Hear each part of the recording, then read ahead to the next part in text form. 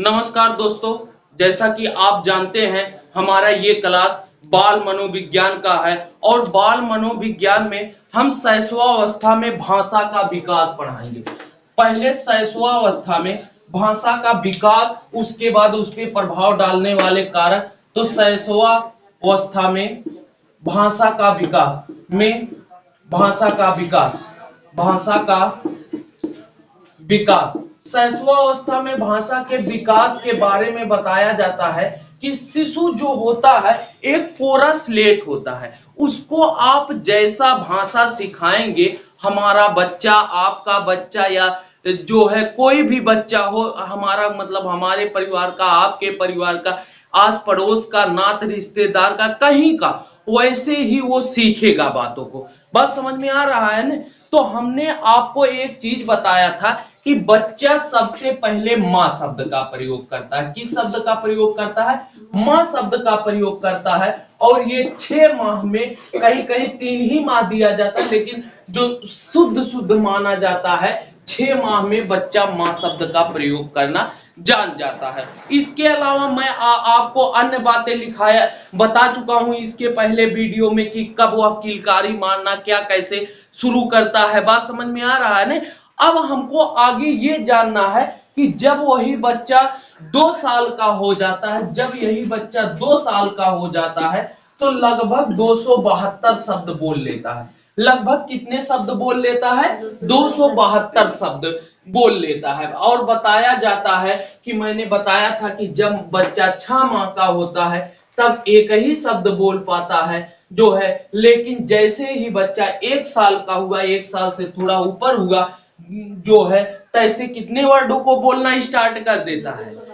दो जो है, सॉरी, एक वर्ड, मतलब लगभग 2 साल का हुआ तब जो है 272 शब्दों को बोलना स्टार्ट कर देता है। अच्छा, भाषा विकास पर प्रभाव डालने वाले कारक। अच्छा, ये जो भाषा का विकास होता है, शैशवावस्था में भाषा का विकास होता है, इस पर कोई ना कोई कारण होगा जिससे ये प्रभावित होगा। सही बात है सर, शैशवावस्था में जो भाषा का विकास पाया जाता है, कोई ना कोई ऐसा कारण जरूर होगा जिससे ये प्रभावित होगा। सही है। तो नंबर 1 है स्वास्थ्य। कैसे? अभी आप लोगों के समझ में आ जाएगा। मैं आप लोगों से प्रश्न पूछता हूं, बताइए, क्या जो बच्चा स्वस्थ नहीं है वो उपयुक्त प्रकार का भाषा का प्रयोग कर सकता है? नहीं। यानी कि हमारे समझ में तो यही सर आ रहा है कि अगर स्वस्थ शरीर में, अरस्तु महोदय ने कहा था, स्वस्थ शरीर में स्वस्थ मस्तिष्क का निर्माण होता है। यानी कि आप देखिए अपने आस पड़ोस के गांव घर के बच्चों को, ऐसे बच्चे जो कि स्वस्थ नहीं है, कुपोषण का शिकार है या और कोई बात है उनमें, क्या वो अच्छे से बोल पाते हैं? नहीं बोल पाते हैं। लेकिन जो बच्चा स्वस्थ रहता है वो क्या करता है? अच्छे से बोल पाता है। फिर शरीर की दशा, दूसरा है शरीर की दशा। शरीर की दशा का मतलब होता है कि शरीर की स्थिति जैसी है भाषा उसी प्रकार से रहेगी। कमजोर बालक है तो बोल ही नहीं पाएगा ज्यादा, है कि नहीं? बल्कि ठीक ठाक बालक है तो बोल जाएगा। अच्छा, अगला जो होता है, अगला होता है वृद्धि। अच्छा सर, वृद्धि कैसे प्रभावित करता है ये बताइए। अच्छा ये बताइए, जैसे जैसे बालक बढ़ता है क्या उसके भाषा का विकास नहीं होता है? इतना बड़ा लड़किया, प्रैक्टिकली करो, आओ मेरे साथ है बच्ची, इधर देखो, इतना बड़ा लड़किया है, तुलतुलाक बोली, और बड़ा है और सही बोली, और जो है थोड़ा वृद्धि करे, जो है और सही बोली, और थोड़ा वृद्धि करे और सही बोली, तो बताइए कि क्या वृद्धि से असर पड़ेगा कि नहीं? अगला चीज बहुत इंपॉर्टेंट है, सामाजिक स्थिति। सामाजिक स्थिति। अब सामाजिक स्थिति का मतलब ये होता है, आप बताइए, जिस सामाजिक स्थिति का मतलब, अगर आप अपने बच्चों को अच्छा परिवेश देंगे, अच्छी बातें सिखाएंगे, उसके भाषा का विकास अच्छा होगा कि नहीं? बड़े होने पर, इसीलिए तो मैं बार बार कहता हूं कि बच्चों को गाली देना मत सिखाइए, बच्चों को आप अच्छी बातें सिखाइए, वो अच्छी बातें जानेंगे। सांस्कृतिक प्रभाव, आप इसको तो जानते हैं कि हमारे संस्कृति का हमारे ऊपर कितना प्रभाव पड़ता है। बात समझ में आ रहा है ना? संस्कृत के द्वारा ही हमें रहन सहन, खान पान इत्यादि का प्रयोग करना पड़ता है। लेकिन यहाँ सांस्कृतिक, सांस्कृतिक माने ये होता है जैसे बच्चा जो है विद्यालय में सांस्कृतिक कार्यक्रम दिलवाए जाते हैं, किए जाते हैं ना। अब सांस्कृतिक कार्यक्रम में प्रत्येक बच्चे को क्या कहा जाता है, जैसे वो तो मैं किशोरावस्था शैशवावस्था की बात कर रहा हूँ, आओ बोलो, बात समझ में वैसे घर पर भी कुछ सांस्कृतिक कार्यक्रम होते हैं कि नहीं होते हैं ना। जब जैसे बर्थडे हुआ, बर्थडे भी एक प्रकार का क्या है, सांस्कृतिक कार्यक्रम है। अब वहां जब सांस्कृतिक कार्यक्रम होगा तो बच्चा देखेगा मेरे दूर के अंकल ऐसे बोलते हैं तो अनुकरण करके बोलता है ना, तो वो बोलेगा अच्छे से कि नहीं। बात समझ में आ रही होगी आपके, ये चीज है। फिर देखिए आर्थिक स्थिति। सर आर्थिक स्थिति का इससे क्या लेना देना है? बिल्कुल बेटा लेना देना। कैसे? अगर आपकी आर्थिक स्थिति सही रहेगी तब आप अपने बच्चों की सब सुविधाओं के लिए मुहैया कराएंगे। जब सुविधाओं के लिए मुहैया कराएंगे तब बच्चे का विकास क्या होगा, अच्छा होगा। बात समझ में आ रहा है? इस बात को आप अन्यथा ना लीजिए, ये चीज है। फिर देखिए घरेलू वातावरण। घरेलू वातावरण अब भाई सही है, जो अगला जो है वातावरण हम डाल दें, इसी में सब आ जाएगा वातावरण। अच्छा ये बताओ, वातावरण का मतलब परिवेश होता है। वही बात है हुई कि नहीं कि अगर आपका परिवेश ठीक ठाक है तो बच्चा क्या करेगा, अच्छा बोलेगा। बात समझ में आ रहा है ना? परिवेश ठीक ठाक नहीं है तो बच्चा अच्छा नहीं बोलेगा। अगला है और अंतिम मैं बता दे रहा हूं, यौन भिन्नता। सर यौन भिन्नता से क्या भाषा का तात्पर्य है? आप सब बच्चियां हैं, आप सब देखिए, आप सब इसी अवस्था में देख लीजिए, आप सब सरल भाषा और मधुर भाषा का प्रयोग करती हैं। और लड़कों की बारी कैसे रहती है? थोड़ा कठोर रहती है, कर्कश रहती है। तो लड़के लड़कियों में भाषा का अंतर होता है कि नहीं? और ये चीज शैशवावस्था से ही देखने को मिल जाता है, मिल जाता है कि नहीं? जो बच्चियां रहती हैं उनकी भाषा जो है क्या रहती है, कोमल रहती है। और जो बच्चे रहते हैं उनकी भाषा क्या पाई जाती है, कठोर पाई जाती है। इसके अलावा अन्य विशेषताओं में मैं बता दूं, अन्य विशेषताओं में कुछ चीज है, जैसे आप तो सब कुछ चीज हो ही गया है, अब उसको जैसा माहौल मुहैया कराएंगे, उसका जैसा खान पान रहेगा, उसका जैसा रहन सहन रहेगा। बात समझ में आ रहा है कि नहीं? तो ये चीजें आपके भाषा विकास को प्रभावित करती हैं। मैं सोचता हूं आप लोग रटे ना, आप लोग रटना गलत बात है। आप दिमाग में कि कौन कौन स्थिति ऐसी है जो बच्चों के भाषा विकास को प्रभाव करने का कारण है, तो सभी ये सब कारण बनते हैं कि नहीं, बताइए। तो समझ में आ गया सब ने अच्छे से ने? ये चीज है समझ में। क्या अभी 2 दिन बीमार पड़ जाओ, छोटे बच्चे की बात सोच छोड़ ही दो, अपना देखो, हाँ बहुत बीमार है, अरे उठ नहीं पा रहे हैं। बात समझ में आ रहा कि नहीं? तो छोटे बच्चे क्या, छोटे बच्चे स्वास्थ्य नहीं सही रहेगा तो वो कहां से बोलेंगे? शरीर की दशा, शरीर की दुबला पतला व्यक्ति चिंचिन्हा होता है, आप लोग जानते ही हैं। बात समझ में आ रहा है ना? पहले जब मैं पतला था मेरे अंदर बहुत गुस्सा आता था, बहुत गुस्सा आता था। लेकिन जब से मेरी वृद्धि हुई, विकास भी हुआ, ऐसी बात नहीं, वृद्ध विकास हुआ, एकदम हमेशा एकदम मस्त रहने लगा, कोई दिक्कत नहीं है। बात समझ में आया? ये चीज है। अगला है संवेगात्मक विकास। अच्छा सर संवेग क्या होते हैं? संवेगात्मक विकास सबसे पहले जान लीजिए संवेग होते क्या है। संवेग व्यक्ति या बालक के अंदर पाए जाने वाली एक दशा होती है जिसको उत्तेजना कह सकते हैं। जिसको क्या कह सकते हैं? उत्तेजना कह सकते हैं। अच्छा ये संवेग बालक या व्यक्ति के अंदर जो है पाई जाती है, जो एकाएक स्थिति का वर्णन करती है। अब क्या, जैसे आपको क्रोध आता है, क्रोध कैसे आता है? अचानक आता है ना। प्यास लगती है अचानक लगती है ना। जो है जो है क्या नाम है, प्यास कह रहे हैं, रोते हैं अचानक रोते हैं ने, चिल्लाते हैं अचानक चिल्लाते हैं ने। तो यही सब तो संवेग है। अरे रोना, चिल्लाना, हंसना।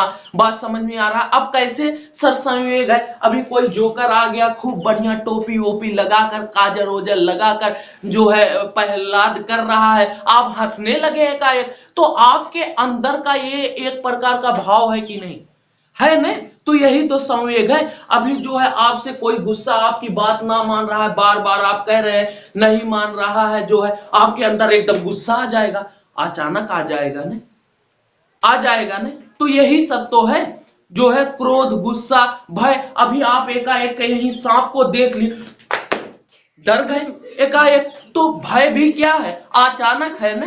तो यही सब तो संवेग है। तो यही सब जो है इसी सब के बारे में कहा जाता है संवेग है। अब अगर आपसे पूछा जाए संवेग कौन है, आप जान जाएंगे, ठीक है। अच्छा, संवेगात्मक विकास की मुख्य विशेषताएं क्या है, अब आ जाइए इस पे जानने।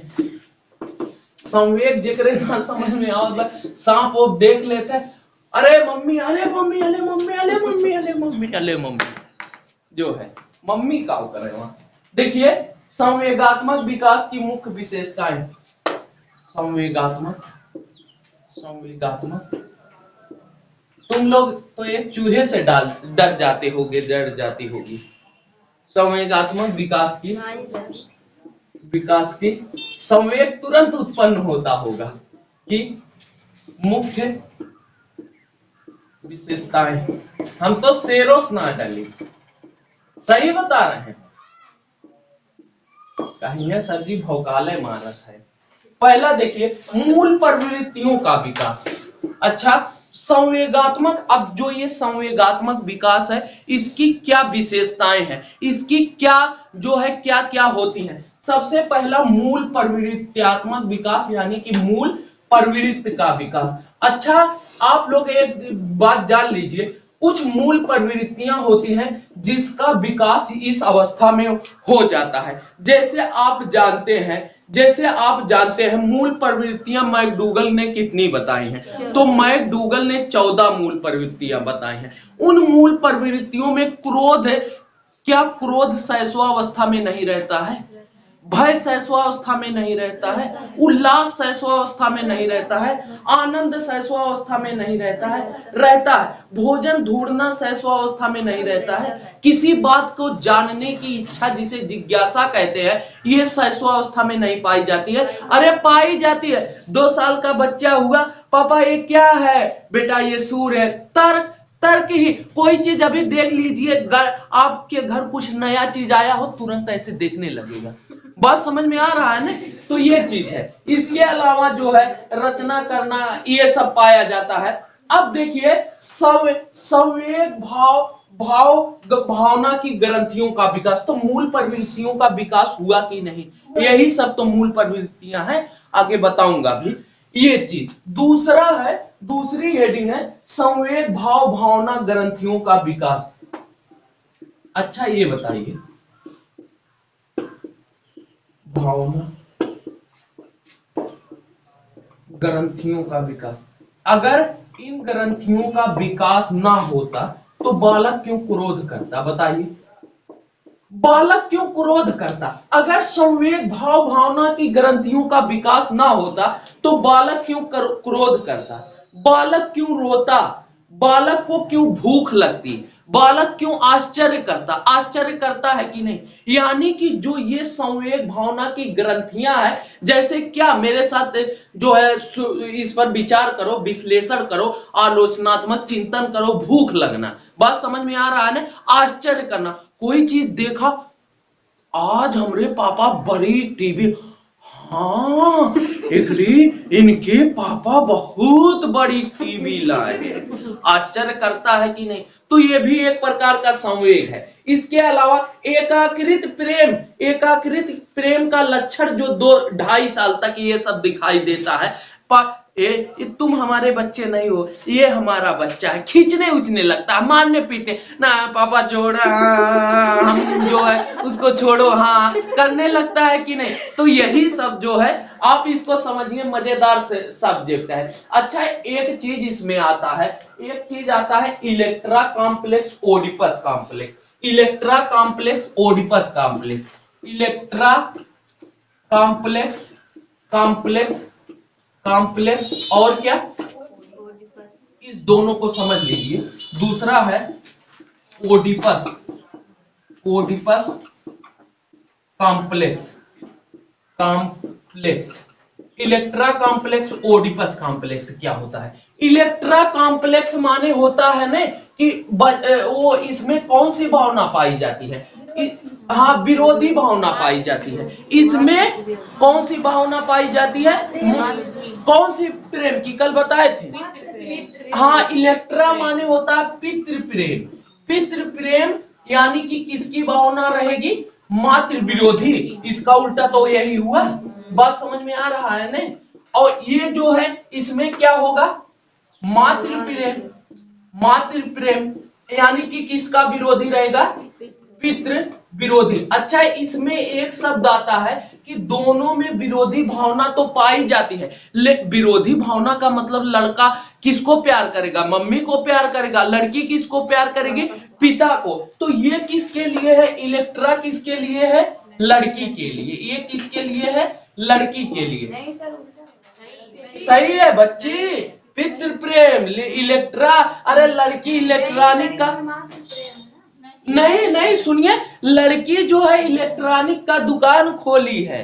कल ट्रिक बताए थे। अरे इलेक्ट्रा कॉम्प्लेक्स माने लड़की इलेक्ट्रॉनिक का ओडिपस। ओडिपस माने इसका क्या ट्रिक बताए थे? ओडी। अरे तुम पास हो जाओ बच्चे, तुम पास हो जाओ, तुम्हें जो है ओडी गाड़ी जो है दिलवा देंगे। बात समझ में आ रहा है ना? कौन दिलवाएंगी? माता जी। कौन दिलवाएंगी? माता जी। तो ये क्या होता है? ये बालक के लिए होता है, यानी कि लड़के के लिए होता है। आज जान लो। बात समझ में आ रहा है ना? पूछा जाता है, कहने का मतलब विषमलिंगीय भावना पाया जाता है, उल्टा दोनों में होता है। अच्छा, फिर आगे क्या है? क्रम से विकास। अब सर क्रम से विकास क्या है? सही बात है। देखिए, क्रम से विकास का मतलब ये हुआ कि जितने संवेग हैं सब इकट्ठा बच्चों में नहीं आते हैं। किसी को देखे होंगे कि सब इकट्ठे जो नहीं के गुस्सा करे लगे, इकट्ठे हंसे लगे, इकट्ठे उत्तेजना। उत्तेजना भी एक होता है ना? तो जन्म के समय उत्तेजना पाई जाती है। जन्म के समय क्या पाया जाता है? उत्तेजना पाई जाती है। देखते हो बच्चा एक शब्द करता है, ये उत्तेजना का ही समझ लेना आप लोग। ये उत्तेजना का ही प्रतीक है। बात समझ में आ रहा है ना? ये उत्तेजना का प्रतीक है। जैसे 3 माह का हुआ, उसमें आनंद शुरू हो जाता है, कष्ट हो जाता है। कष्ट उत्तेजना माने कष्ट जो है थोड़ा बहुत दिखाई देने लगता है। जैसे 6 माह का हुआ, क्रोध करना, घृणा करना, भय करना, उत्तेजना आ जाता है। जैसे ही 12 माह का हुआ, वैसे वह क्या करने लगता है? स्नेह करने लगता है। उसमें उल्लास की भावना, उस स्नेह का मतलब होता है प्रेम, उल्लास की भावना आ जाती है। जैसे 18 माह का माने 1.5 साल का पूछा जाता है, उसमें ईर्ष्या की भावना कब आती है? तो 1.5 साल में। ईर्ष्या की भावना बच्चा कब आती है? 1.5 साल में आती है। इसके अलावा उसमें हर्ष की भावना, हर्ष माने खुशी की भावना कब आ जाती है? तो खुशी की भावना जो आती है वो 24 माह यानी कि 2 साल। अब अन्य विशेषताएं क्या है? अन्य विशेषताओं में सहानुभूति की भावना पाई जाती है, आज्ञा पालन की भावना। अब सर ये सहानुभूति और आज्ञा पालन कैसे होता है? देखिए, बच्चा कहीं ना कहीं शुरू में तो नहीं, शुरू में अबोध होता है, लेकिन बाद में अभी किसी को चोट लग जाए, कुछ लग जाए, देखिए उसके लिए जाओ बेटा पट्टी ले आओ, देखो इनको चोट लग गई, तुरंत दौड़ के जाता है कि नहीं? जाता है ना? तो यही जो है सहानुभूति की भावना पाई जाती है। सहानुभूति के अलावा आज्ञा पालन। हे बेटा, फलाने बच्चा गंदा है, वो ये काम करता नहीं है, पापा मैं ये काम कर लूं ना, मैं अच्छा हूं। हाँ बेटा तुम अच्छे हो, तुम ये काम कर लो। तो ये भावना पाई जाती है। बात समझ में आ रहा है कि नहीं? लेकिन कब? 4 से 5 साल। 4 से 5 साल माने उत्तर शैशवावस्था, बाद के शैशवावस्था में। बात समझ में आ रहा है ना? इसी के साथ आज के लिए इतना ही दोस्तों। जय हिंद।